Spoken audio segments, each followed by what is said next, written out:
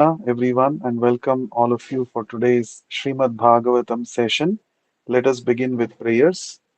Nama Om Vishnu Padaya Krishna Presthaya Bhutale Srimate Bhakti Vedanta Swamin Niti Namine Namaste Saraswate Deve Gauravani Pracharine Nirvishesha Shunyavadi Paschatya Deshatarine जय श्री कृष्ण चैतन्य प्रभु नित्यानंद श्री अद्वैत गदाधरा श्रीवासादि गौर भक्त वृंदा हरे कृष्णा कृष्ण कृष्णा हरे हरे हरे राम राम राम हरे हरे नारायणं नमस्कृत्य नरं चैव नरोत्तमं देवीं सरस्वतीं व्यासं ततो जयमुदीरयेत् नष्टप्रायेषु अभद्रेषु नित्यं भागवत सेवया भगवति उत्तमश्लोके भक्तिर्भवति नैष्ठिकी.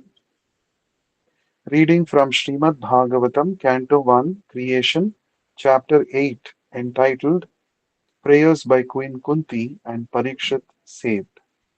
Text 28. मन्ये त्वां कालमीशानम् अनादिनिधनं विभुम् समं चरन्तं सर्वत्र भूतानां यन्मितः कलिः. Translation and purport by Vishwaguru Srila Prabhupada. Translation.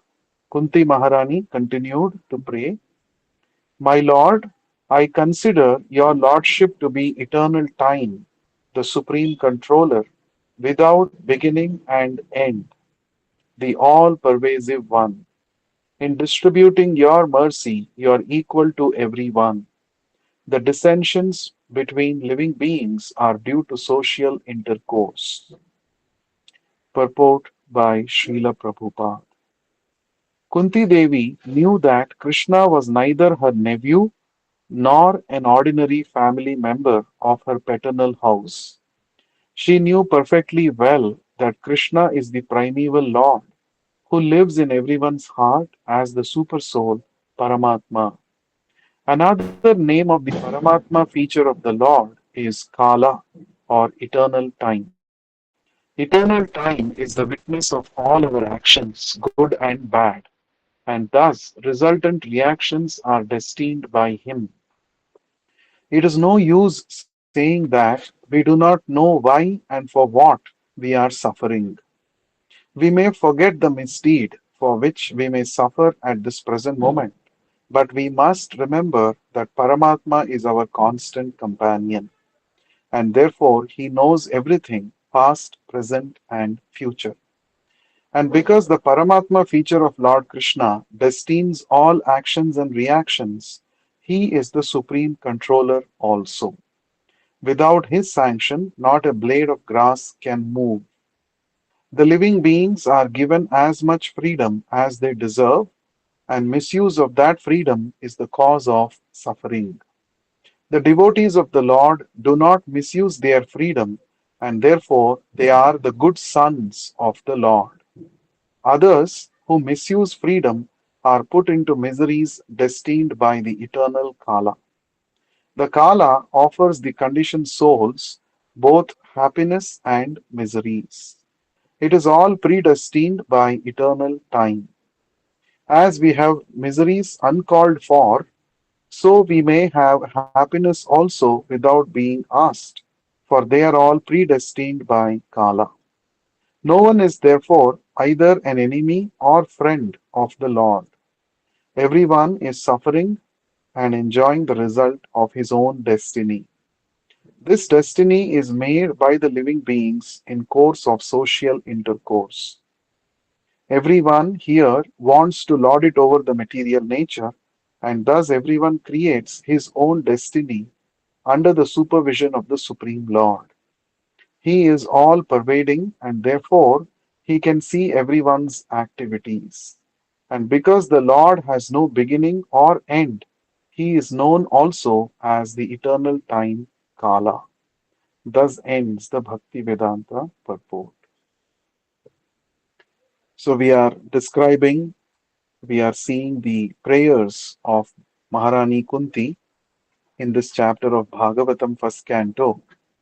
And these prayers are filled with many realizations of Queen Kunti.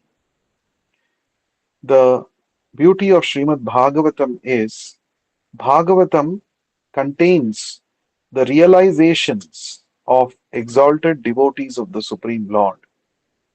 How did Kunti Maharani realize Krishna? What were her understandings about Krishna? All these things are very nicely described in her prayers, Kunti Stuti, that we are reading here. So, in this verse, she is saying, Manye Tvam Kalam Ishanam. Manye means I consider, Tvam, your Lordship, Lord Krishna, Kalam, the eternal time, Ishanam, the Supreme Lord, the Supreme Controller. So Kunti Maharani is saying, my dear Lord, I consider your Lordship to be eternal time, the Supreme Controller. So she is having the perfect realization about Krishna, as Prabhupada writes in the purport. Kunti Maharani is not thinking that Krishna is an ordinary human being of this world. She is not thinking that Krishna is just her nephew. No. If that was the case, then Kunti Maharani would not have offered prayers to Krishna. Kunti Maharani knows perfectly well that Krishna is the supreme personality of Godhead. And here she is saying, O Lord, you are Kala, you are time factor, who is controlling everything in this cosmic manifestation. So Kala, in the Bhagavad Gita also, Krishna, when he was asked by Arjuna, upon seeing the universal form, Arjuna asked, who are you? And Krishna replied, Kalosmi lokakshayakrit pravrittaha. He says, Krishna said that I am Kala, I am the time factor. I have come here to engage everybody, to destroy everybody.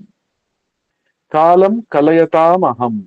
Another place in the Bhagavad Gita, Krishna says, I am the all devouring time.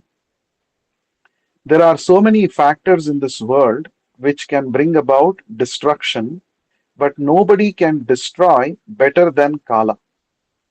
Kala is that factor which destroys everybody and everything in this world. For example, we all have got this material body. This material body is subjected to the influence of Kala. It is because of the influence of Kala, this body grows and becomes old and also dies one day. So, Kala is the supreme victorious factor in this world. Nobody can conquer Kala. Nobody can surpass the influence of time. Time and tide wait for none. This is a famous saying.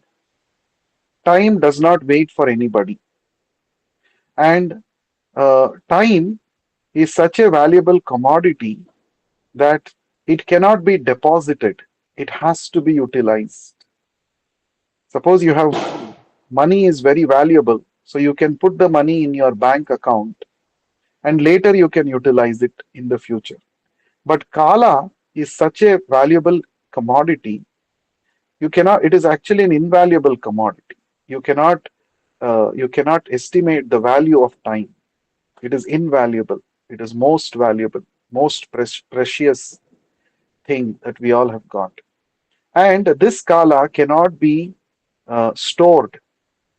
It cannot be used for the future. It is such an asset that it has to be used then and there. Every day when we wake up, Krishna deposits 24 hours in our bank account, in our Kala account. Now, how do we utilize this 24 hours? That decides the success of our day.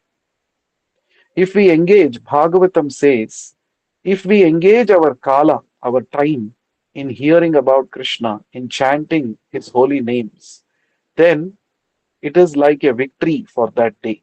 We have actually conquered the influence of Maya that day.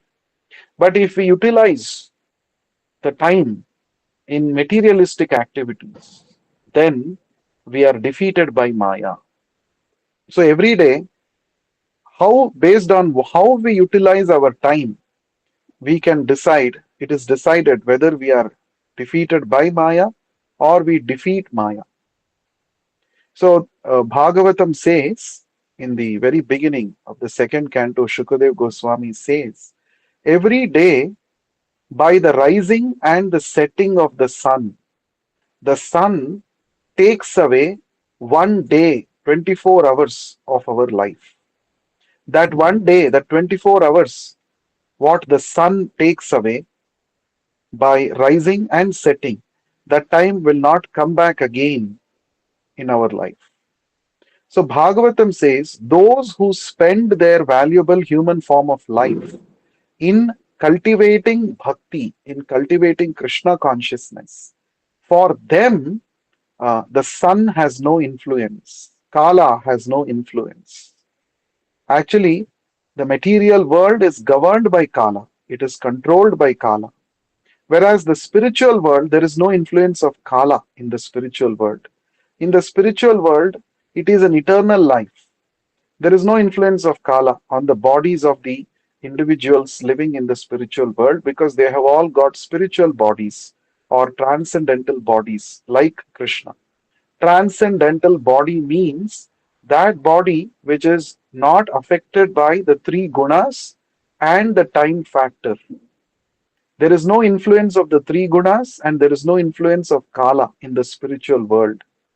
There, everything happens according to the desire of the Supreme Lord and his pure devotees. So, in the material world, is it possible to experience freedom from the influence of Kala and the three gunas? The Bhagavatam says, yes, it is very much possible.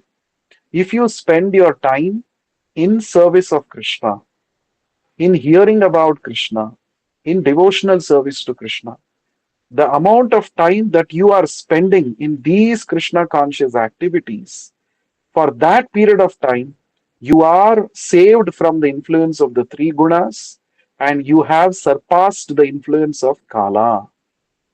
Because any activity that is done for the pleasure of Krishna, that activity gives us eternal benefit. Whereas the time that is spent in performing the material activities may give you some immediate benefit, but it is not going to eternalize. It is not going to be there with you forever. For example, if somebody might have gained a lot of wealth or name and fame, now that goes with his body. The moment he dies, the wealth he cannot take any, even one paisa he cannot take with him. The name and fame that he has gained in this world, that also he cannot carry forward in the next life. So that is the difference between performing material activities and performing Krishna conscious activities. So performing material activities is actually a loss because you get only temporary benefit. That too, you may not get benefit also. It may be a loss. Whereas if you perform spiritual activities, eternally you are going to be benefited. Krishna will never forget even a small act of bhakti that we do to the Lord sincerely. So we are every day offering ghee lamp to the Lord during this auspicious Kartik month. It is a very, very insignificant activity. Just lighting a lamp in front of the Lord, waving in front of the Lord. It is not a very big Herculean or very difficult work to do. Hmm? But still many devotees struggle to do it. But it is very simple activity. You just have to plan a little bit. It takes only 5 to 10 minutes maximum to sing the Damodara Ashtaka and to offer a ghee lamp to the Lord. Just 5 minutes. But if you do this simple act of offering a lamp to the Lord during Kartik month, the Skanda Purana, the Padma Purana mention that such a devotee gets liberation from the cycle of birth and death. simply by offering a lamp to Lord Krishna during this auspicious Kartik month. That means time is same for everybody, but what is a high value activity? What is a uh, return, high return on investment that we have to see. Hmm? Just like a businessman, before investing in any business, he will think, okay, if I invest in this business, what will be my returns? So he's always money minded. He calculates, for him, time is money for a businessman. In the same way, for a human being also should consider, now I have got limited time. In this limited time, what activity should I do so that I get high returns? And such high return activities are Krishna conscious activities. Lord Krishna himself tells in the Bhagavad Gita, second chapter, Swalpam api asya dharmasya trayate mahato bhayat. He says, Swalpa. Swalpa, if you break in Sanskrit, it is made up of two parts. Swalpa means su plus alpa. Alpa means less. Su is a prefix which indicates very much. So, swalpa means very, very less. Even a little, very little amount of devotional service that we perform, Krishna says, I save you from greatest miseries, greatest fears. So, therefore, chanting Hare Krishna mantra for this Kali Yuga is an activity which has a very high return on investment. And performing devotional service like offering ghee lamp to the Lord is a very high return on investment activity. And rendering service to the pure devotee's mission in whatever way possible to, to spread Krishna consciousness. That is a very, very high return on investment activity. So, an intelligent person, human being, should think anyway, this 24 hours, once it is gone, it will not come back again. Now, in this 24 hours, can I spend at least some time every day which will give me eternal benefit, which will give me very, very high return on investment? So, this should be the consideration of a devotee. In the Bhagavatam, there is a beautiful phrase used, Avyartha Kalatvam. This is one of the qualities of a pure devotee. Avyartha Kalatvam means a pure devotee never lets a moment of time just pass by uselessly without rendering some service to the Lord. This is called Avyartha Kalatvam. So another phrase comes in the Bhagavatam. It says, a pure devotee is Suyantritaha. His he plans his daily schedule. A pure devotee plans his daily schedule in such a way that systematically, like a clock, he makes sure that every part of his day he remembers Krishna in one or the other way by engaging in Krishna's service. If you study the life of great acharyas like Srila Bhaktivinoda Thakur, Srila Bhakti Siddhanta Saraswati Thakur, or our own spiritual master, Srila Prabhupada, you will see how they were all very systematic in utilizing their time.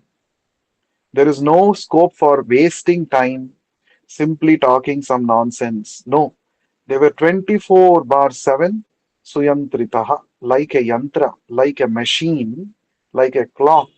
They were one after the other, one after the other, one after the other. They used to engage in so many activities.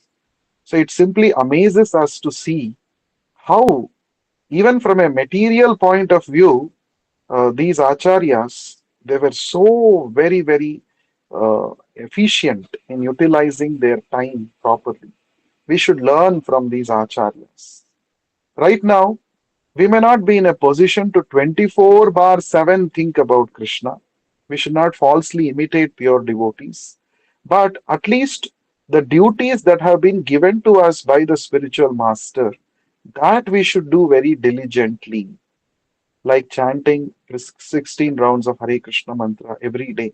If you chant 16 rounds of Hare Krishna Mahamantra every day, that means out of 24 hours, 2 hours of the day you are utilizing for a very high return on investment activity, which will give you eternal benefit. Srila Prabhupada says, if you want to become stable in your bhakti, every day at least 16 malas you should chant Hare Krishna Mahamantra. That means 2 out of 24 hours. Now, pure devotees like Srila Haridas Thakur, they used to chant 22 hours a day. And 2 hours they used to do all their other activities, sleeping and taking rest and other activities. Now, Prabhupada has told Ulta, reverse for us. 22 hours you're doing so many other things with respect to your body, with respect to your family members, with respect to earning your livelihood, all that you are doing. 2 hours can you not give for Krishna? 2 hours of your day can you spend with Krishna, chanting his holy names? This is what Prabhupada is saying. If you do this, then uh, you will actually make a lot of spiritual advancement in going back to the eternal world, to the spiritual world. So, therefore, here Kunti Devi is addressing Krishna as Kala. So, this Kala is actually the representative of the Paramatma feature of the Supreme Lord. The Lord is present in everyone's heart as Paramatma. He is witnessing all our activities, and that same Paramatma feature also has expanded as the time factor. That means when we don't respect time, it means we are disrespecting Paramatma, we are disrespecting Krishna. That means when we don't utilize our time properly, it is actually a disrespect to Krishna. So that's why a devotee should be always conscious. I should be utilizing my time, in some or the other way, which is going to help me remember Krishna, which is going to help me please Krishna. So therefore, here Kala is none other than Krishna himself. That is what Kunti Maharani is saying. Manye tvam kalam ishanam. Now this word ishanam is also very significant. Because Krishna is Kala and Kala controls everybody, therefore Krishna is the supreme controller. So through the agency of Kala, Krishna controls everybody in this world. Hmm? Now, an interesting thing in our Sanatana Dharma is how to spiritualize space and time. This is a very interesting concept in the Sanatana Dharma. There are two realities in this world, space and time, isn't it? Suppose you want to meet somebody, you will tell, I will meet you at this time, at this place, isn't it? That makes it very clear. Any particular event, if it has to be well defined, space and time are very much required to be described. Suppose you invite somebody to a function, to a ceremony. You should tell them this ceremony, this function is going to happen on this day, at this time, in this place. Please come. Then only that clarity comes to that person who has been invited, isn't it? So in our Sanatana Dharma, whenever we perform any seva to the Lord, especially in the temple, there is a tradition of chanting the Sankalpa mantras. So in the Sankalpa mantras, we say hmm, the name of the Samvatsara, and then we say, is it Uttarayana or Dakshinayana? Then we say which Rutu it is. Then we say which Masa it is. Then we say which Tithi it is, and there are other details, Panchangas, Yoga, Karana, all of those things we chant. You must have observed during the temples festivals like Abhishekam, before the Abhishekam begins, the devotees chant the Sankalpa mantras. And so these are the things which are done, which are spoken with respect to time. Now with respect to place also we say Bharata Varshe, Bharata Khande, Dandakaranye. So like this we say the Sankalpa with respect to the place also, where we are performing this activity of bhakti, the seva to the Lord. and at what time we are performing this seva to the Lord. Why this is important? Because space and time, as I mentioned, give us the full clarity about a particular event. So, the place where the Lord's ceremony, Lord's seva is performed, and the time during which the Lord's seva is performed, those places and those particular times also become glorified.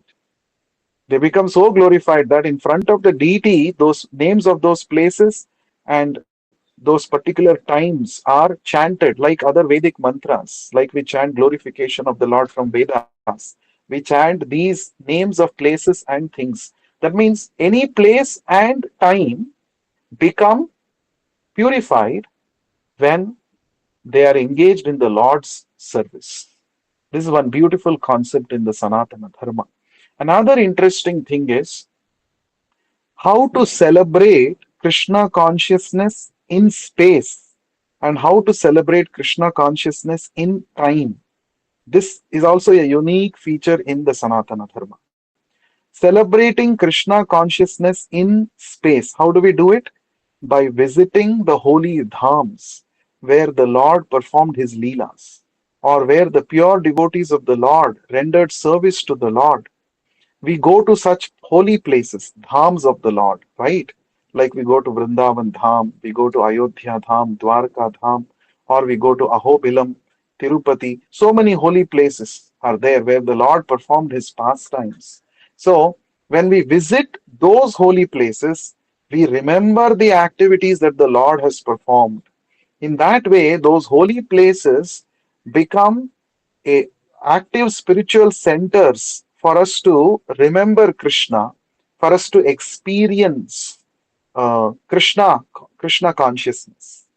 So in Sanatana Dharma, Dham Yatras are given so much importance because these Dhamas are giving us, these are like eternal reminders for many, many generations to come about the activities of Krishna that he performed in those places.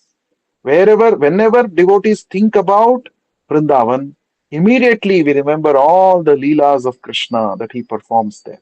So these holy places, they help us remember Krishna. They have become eternal symbols, eternal spaces of Krishna's remembrance.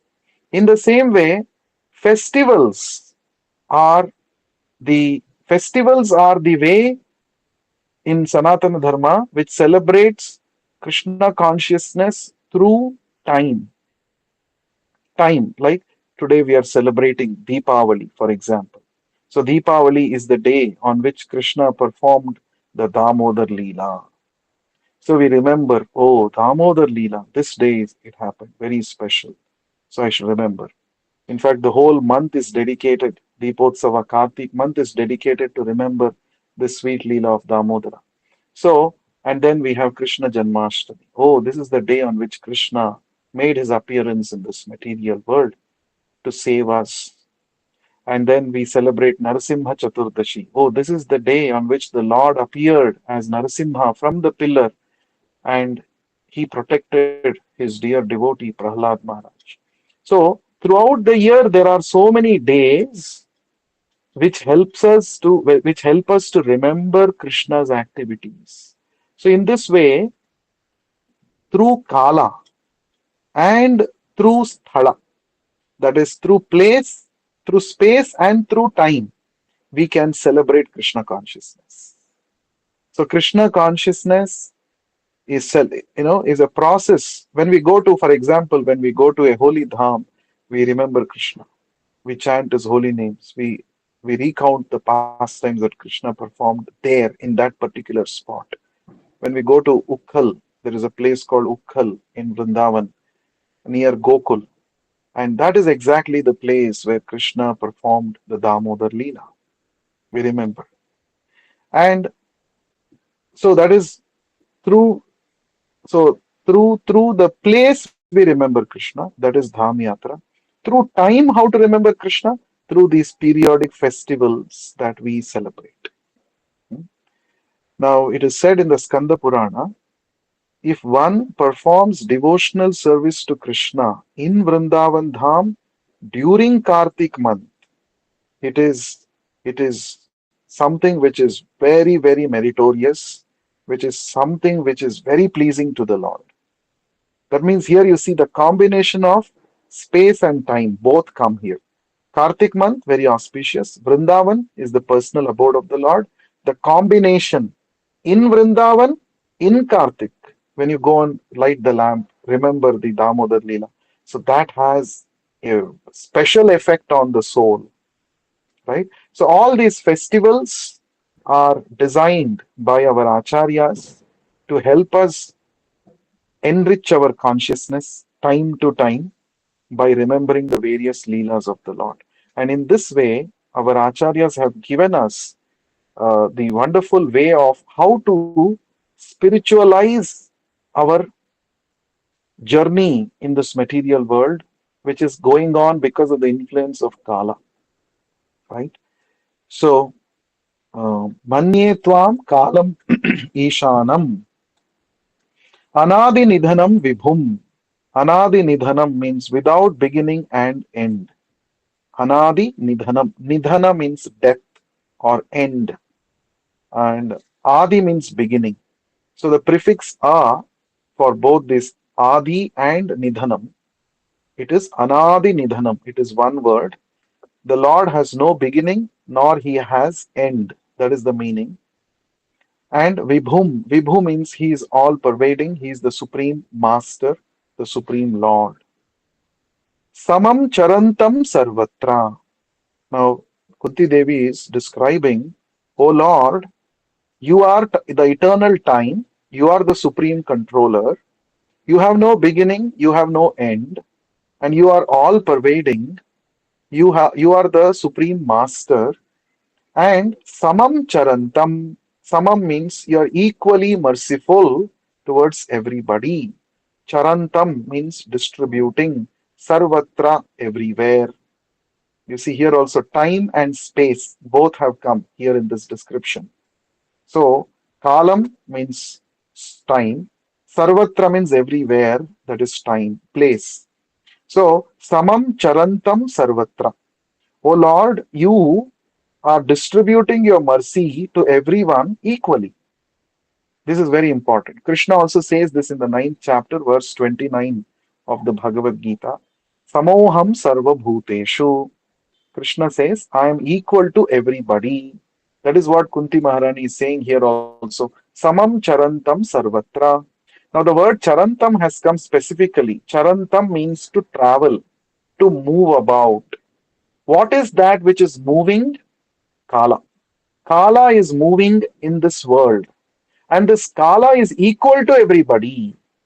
It's not that for the United States president, Kala 1 hour has 60 seconds or 60 minutes, and for a common man, 1 hour has only 30 minutes. It is not like that. For everybody, it is samam, it is equal. In fact, it is said time is the greatest leveler. Huh?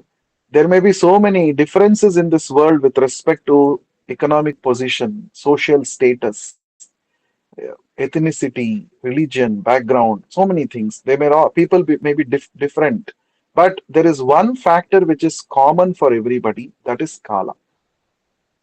That is why the skala is a kind of absolute. It is an absolute constant for everybody, right?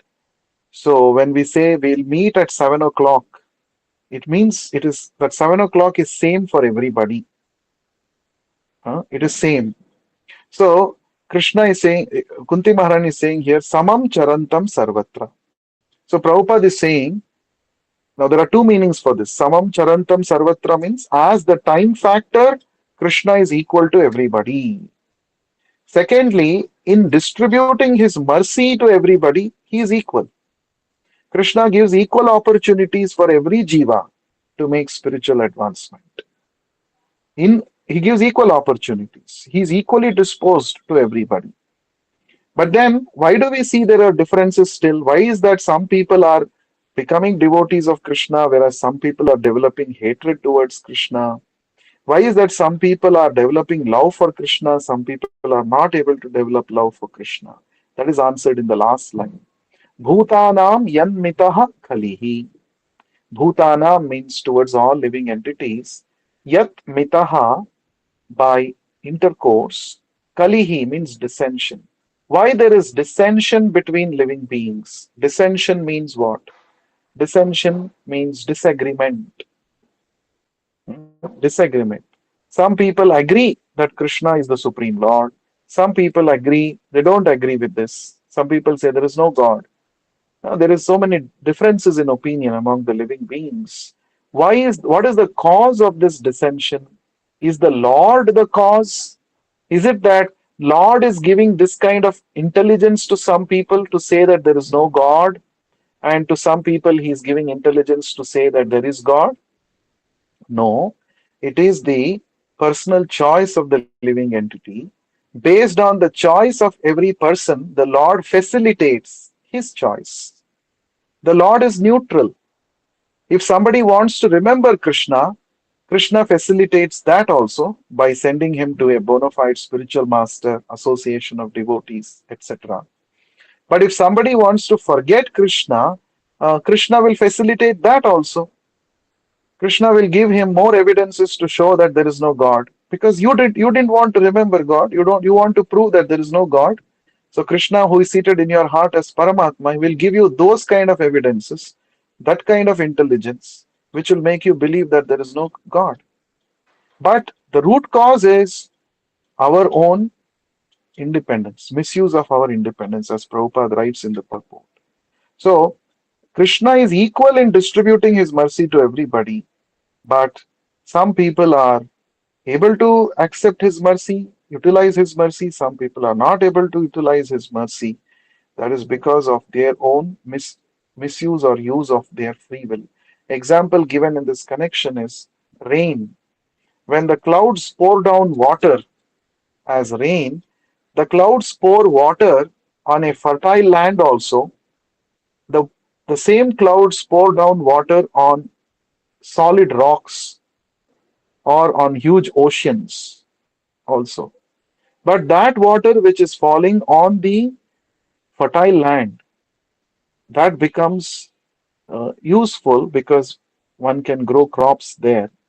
But the water which is falling on the rocks or in the huge water bodies, the oceans, as far as agriculture is concerned, it is of no use. So water is falling equally. Krishna's mercy is available equally for everybody, but depends on uh, the individual's ability, his consciousness, whether he is able to make use of that mercy or not. That is what here Kunti Maharani is saying. In fact, in that ninth chapter of the Bhagavad Gita, shloka number 29, this is what Krishna also says. Samoham sarvabhuteshu name dveshyosti na priyaha ye bhajanti tu mam bhaktya mayi te teshu chapyaham. Krishna says, I am equal to everybody. I I am not envious to anyone, nor do I show special favor upon anybody.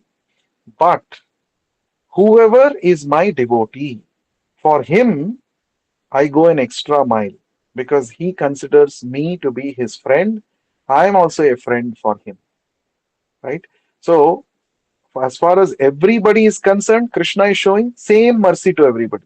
It is the same sun which is rising in the sky, same amount of light is available to everybody. Of course, depends on the positions where they are situated on the earth. But the same sun, the same moon, the same resources, same body, human body, same mind everyone has got. So Krishna has given equal opportunities for everybody. But if somebody says, I want to become a devotee, Krishna, please help me. For such people, Krishna goes an extra mile. Krishna gives them special favor by helping them become more and more devoted to him. Krishna says this in the 10th chapter of the Bhagavad Gita. He says that uh, for those who are endeavoring in devotional service. To them, I give them the intelligence by which they can quickly come to me. Right? So, Krishna plays the role as Paramatma within the heart of every living entity. Krishna plays the role of witness and sanctioner. But for devotee, Krishna takes an additional role of becoming a director also. He directs the senses and the activities of a devotee based on what degree the devotee has surrendered to the Lord. So that's a very important thing. For everybody, Krishna is a witnesser and a sanctioner, witness and sanctioner. But for us devotees, Krishna plays the additional role of director also. That is what Bhagavatam mentions. So, um, so what is the one important point that Prabhupada mentions in the purport? This about free will. The living beings are given as much freedom as they deserve, and misuse of that freedom is the cause of suffering. The devotees of the Lord do not misuse their freedom, and therefore they are the good sons of the Lord. So, when can a person become a good son of Krishna? When he uses his free will to follow what Krishna has mentioned in the Bhagavad Gita. Then we are good children. If we misuse our free will and think that I will enjoy independent of Krishna, then it is a misuse and that causes suffering. This is the point, right? So those who are misusing their freedom, they suffer miseries because of the eternal Kala. So therefore, Kala is the one which offers both happiness and miseries to all the living entities according to their individual karma. Right? So one point that Prabhupada is mentioning, as we have miseries uncalled for, so we may have happiness also without being asked, for they are all predestined by Kala. This is very important point. This is mentioned in the very beginning of the Bhagavatam in the conversation between Narad Muni and Vyasadeva in the fifth chapter of the first canto of Bhagavatam. Narad Muni says, just like we get miseries in our life without asking for them. We don't pray that I should get miseries. We don't plan that I should get miseries. Miseries will come. Despite our so many efforts to avoid miseries, miseries will come in our life. Why? Because these are predestined. Based on our actions of the past, we are suffering. No one, we cannot stop it. We cannot stop the sufferings in our life. Sufferings will come because we have misused our freedom in the past. We have acted against the law of nature, against the laws of Krishna. We have acted. Therefore, miseries are coming in our life. So, the Bhagavatam, Narad Muni says, just like miseries are coming without asking for them, material happiness also will come. You don't have to work hard for it, right? You have to do minimum work, but you don't have to work hard. People have this understanding. Now, I'm working for 8 hours a day and I'm getting X amount of salary, which is giving me some Y amount of happiness. Now, if I work 12 hours a day, then I will get X plus something salary, and therefore that will translate into Y plus something of my happiness. No, this is not at all a fact. Whether you work 8 hours, 12 hours, 14 hours, or 24 hours a day, whatever amount of happiness you are supposed to get, only that much you will get. This is a very big revelation of the Bhagavatam. See, Bhagavatam is actually meant for revolutionizing our paradigm. General notion in this world is you work more, you will enjoy more. But that is not a fact. Whatever is destined, that much happiness only you can enjoy. It's not that people like Bill Gates or Jeff Bezos, they are eating some gold coins for their breakfast and lunch and dinner. No, they're also eating the same bread. They're also eating the same food. It's not that they are able to get some higher pleasure. No, the material happiness and material distress that we are supposed to enjoy or suffer in this lifetime is actually predefined. It is prefixed with our efforts, you can neither increase your material happiness nor you can decrease your material suffering.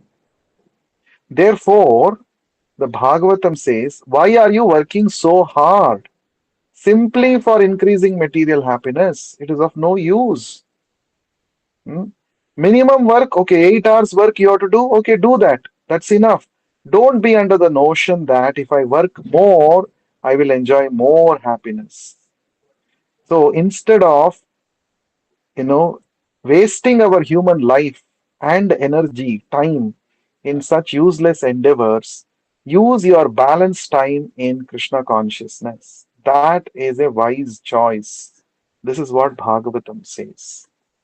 So, whatever happiness and distress you're supposed to enjoy or suffer is already going to come to you, even if you don't put extra endeavors. Minimum endeavor you should put. For example, if you're having money in your bank account, minimum effort that you should put is you should go take your ATM card, go to the ATM machine and insert the card and key in the password and money will come. That much minimum effort you should do. That's how karma is designed in this world. Even to withdraw what is there in your karma account, you have to do some minimum work.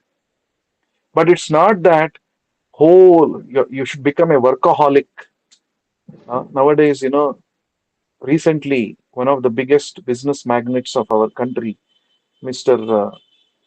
Narayan Murthy of Infosys, he was saying that every day, if India has to grow economically, become a superpower, then every Indian should work for 14 hours a day. You should work 70 hours a week. You know, this kind of a this kind of a pep talk may sync with people who are of high rajoguna swabhava. Those who are very very high rajoguna, they will think, yes yes, I should work 14 hours a day. But whether you work 8 hours a day or 14 hours a day, finally you are going to eat only two chapatis for your dinner.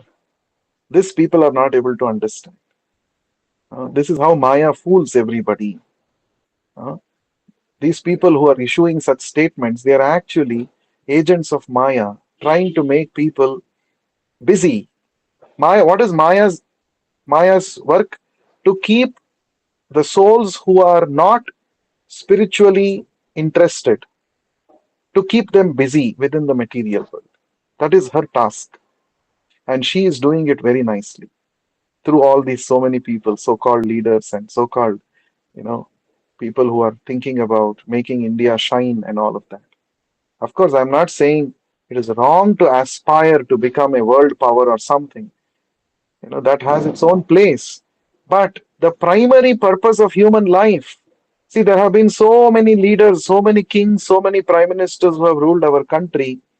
All of them have died and gone. When they were ruling, they were also saying that we are going to make India great, we are going to make India shine, all of these things. But after that, they also went away. So, this valuable human life should not be wasted for some temporary material goals. Life will go on. Whether you are working for 8 hours a day or 14 hours a day, life will go on, things will keep moving on. But you should become intelligent enough to understand human life is meant for spiritual realization, for developing Krishna consciousness.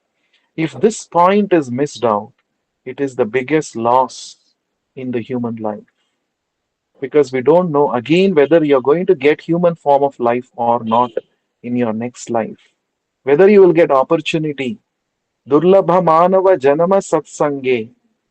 Human life is durlabha, it is very rare. And getting association of devotees is even more rare. Getting the bona fide process is very rare because you see a lot of people. Again, another way Maya tricks people. People who are not so serious in spiritual pursuit, such people are directed to some non bona fide processes. So some people they have their own method of meditation. Somebody was saying we are doing pyramid meditation. Now, what is this pyramid meditation? Is there a scriptural reference for this? No, there is no scriptural reference. Somebody invented it. So what they do is, I personally visited some years ago in ITPL area. There is a Pyramid Meditation Center. Actually, we got that place, we got to conduct some program for Bhagavad Gita program. So I went to address some people staying in PGs. So there in the Pyramid Meditation Center, everybody will have their own pyramid. There will be a pyramid structure, and everyone is supposed to sit under that pyramid. And they say the pyramid is supposed to attract some kind of energies. And sitting under that pyramid will energize your body, your mind, and that will help you to make spiritual advancement. Now, this is all some mental concoction. These are all creations of people. You see how, and there are so many people worldwide, they are following this pyramid meditation. But unfortunately, what are they going to get? They are not going to get any tangible spiritual advancement because it's not a bona fide process. It's not recommended in the scriptures. So, like this, there are people who are getting deluded by Maya, wasting their valuable human life. So, therefore, the Bhagavatam says, whatever is your predestined amount of material pleasure and material distress, you will get it. You don't have to work hard for it. You will get it. If it is there in your credit, you will get it. So don't waste time beyond a point for earning your livelihood. That's not the that's not the primary business of your life. The primary business of your life is to reconnect with Krishna, develop love for Krishna, and go back to the spiritual world. That is the primary business. All other things are secondary and tertiary. But unfortunately, in Kali Yuga, people think that earning livelihood is the primary business. So morning people get up, you know, for traveling long distances to go to their workplaces, and they slog the whole day, and late night they come back fully exhausted, and just they come and collapse on their bed.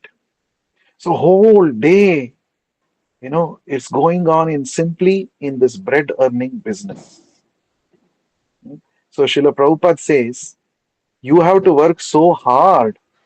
You're working 12 hours, 14 hours, sometimes more than that, to eat two chapatis at the end by the end of the day.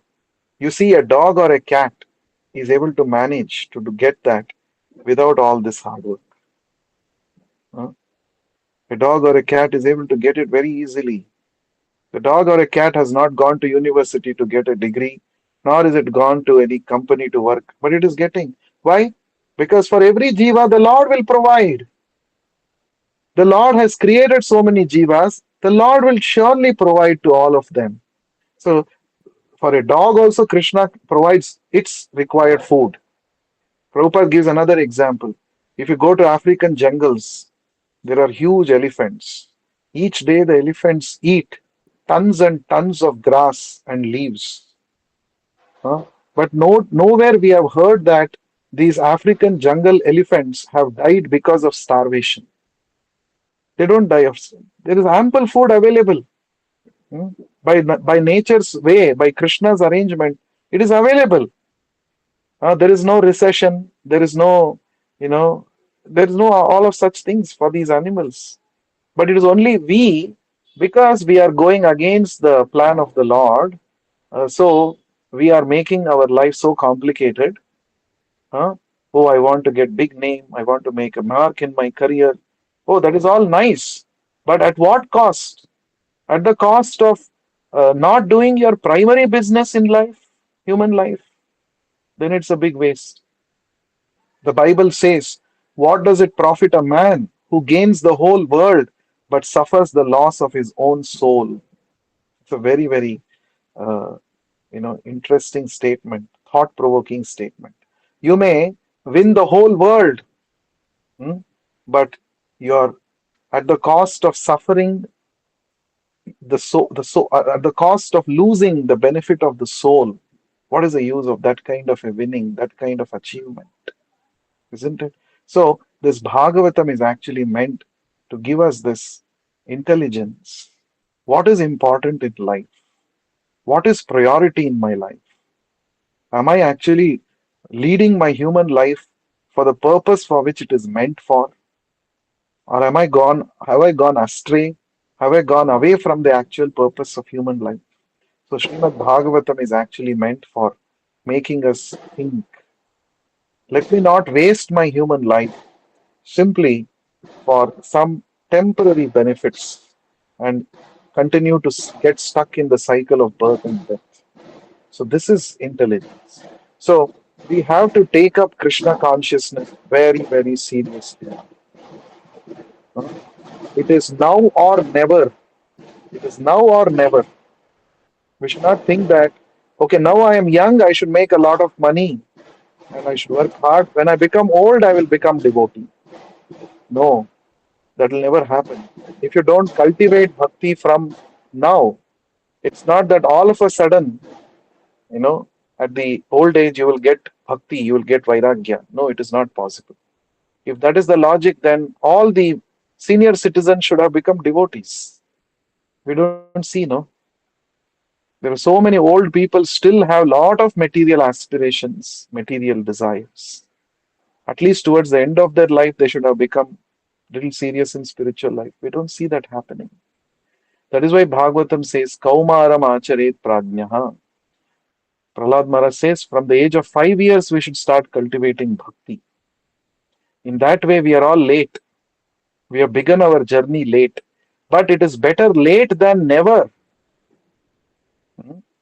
So, therefore, by the causeless mercy of Srila Prabhupada, by the causeless mercy of Sri Chaitanya Mahaprabhu, we have got this chanting of the Hare Krishna Mahamantra. We have got this wonderful process of Krishna consciousness.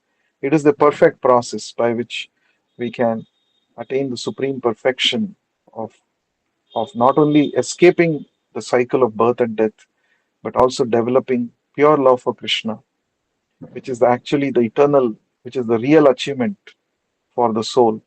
So we must utilize this opportunity. Many, many lifetimes we have run behind money, we have run behind sensual enjoyment. The result is we are still stuck in the cycle of birth and death. Many, many lifetimes we have dedicated our lives just to earn our livelihood and maintain families. But we have all forgotten what happened in what all those family members for whom we have worked hard so much, so many lifetimes. We don't even remember them now, right? So we are entering this world alone. We are also going alone, coming out of the world alone. We should remember this. So therefore, my first self-interest is to become Krishna conscious. This is what Prahlad Maharaj says in the seventh canto Bhagavatam. Nate viduhu swartha gatim hi Vishnum. Our real swartha means selfishness. What is our real swartha? Real self-interest. Krishna, it is Vishnu, it is Krishna. Prahlad Maharaj says, our real self-interest is to serve Krishna. That is the primary purpose for which we have got human life. And we should utilize, and that will be the best way to utilize our valuable time, kala, in this human form of life. So we'll stop here. Any questions or any comments anybody has? So before we close, today is Diwali, the Amavasya day, specifically meant for praying to Goddess Lakshmi Devi. Lakshmi Puja is very special during this Amavasya of the Kartik month, Diwali, third day of Diwali. It is. So we should pray to Lakshmi Devi, not for material riches. We should actually pray for the greatest wealth that Lakshmi Devi possesses and that she can bestow upon us is bhakti, because she is always engaged in serving the lotus feet of the Supreme Lord. And when we pray to Lakshmi Devi, please give me Krishna Bhakti, please help me become advanced in Krishna consciousness. This is what we should pray. Lakshmi Devi will be very pleased. And Lakshmi Devi also says in the fifth canto of Bhagavatam, those who worship me alone to attain my favor, ignoring my Lord, Krishna, Narayana, for such people I don't show any special. mercy. I don't bless them. So real Lakshmi Puja means worshipping Lakshmi with Narayana. Lakshmi is the property of Narayana. This we should not forget. Everybody wants Lakshmi for their own enjoyment. This is not the right Lakshmi Puja. Lakshmi Puja means to recognize that Lakshmi belongs to Narayana. So I want Lakshmi and Narayana's blessings together. And Lakshmi is very dear to Narayana. So if I pray to her, she will give me Narayana's service. She will give me Narayana consciousness, Krishna consciousness. This is what we should pray to Lakshmi Devi today. There is a beautiful prayer in the Bhagavatam. I think in the 6th canto Bhagavatam, there is a beautiful prayer. Vishnu Patni Mahamaye Mahapurusha Lakshane Priyethame Mahabhage Lokamatar Namostute. The prayer is Vishnu Patni Mahamaye. Mahamaya means the great energy of the Lord. You are Vishnu Patni. You are the consort of Lord Vishnu. And Mahapurusha Lakshane. You are non-different from Vishnu because you possess all the transcendental qualities of Lord Vishnu. Vishnu Patni Mahamaye Mahapurusha Lakshane Priyethame Mahabhage. O Mahabhage, O most fortunate one, you are most fortunate because you have got residence at the chest of Lord Vishnu and service at the lotus feet of Lord Vishnu. See, Lakshmi Devi, she is called the goddess of fortune. Bhagya Devate, she is called Bhagya Devata. Why? Because she resides at the chest of Lord Vishnu. And she, even though her residence is the chest of Lord Vishnu, but her service is at the lotus feet of Lord Vishnu. She is teaching us very special, important thing she is teaching. If you render service to the lotus feet of Lord Krishna, Krishna will keep you in his heart. So, do you want to achieve this great fortune of becoming a resident of Krishna's heart? Hmm? Krishna tells this in the 9th canto of Bhagavatam. He says, the pure devotees, they always reside in my heart, and I always reside in the hearts of my pure devotees. So Lakshmi Devi, she is teaching us, if you want to get residence at the heart of Krishna, first engage in his service, like I am doing. So we have to engage in service. So, Priyethame Mahabhage, O Mahabhage, O most fortunate personality, Goddess Lakshmi, Priyethame, please be pleased with me. Be pleased with me. Hmm? Lokamataha, you are Lokamata, you are the mother of the entire universe. Namostute, I offer my obeisances to you. I bow down in front of you. This is the prayer that we can offer to Goddess of Fortune, Lakshmi Devi, on this special Amavasya Lakshmi Puja Diwali day and seek her blessings to get the greatest wealth, that is devotional service at the lotus feet of Krishna. So, wish you all once again a happy Krishna conscious Deepavali Lakshmi Puja. Thank you very much. We shall meet again in the next session. Granthara Srimad Bhagavatam ki jai. Vishwa Guru Srila Prabhupada ki jai. Hare Krishna.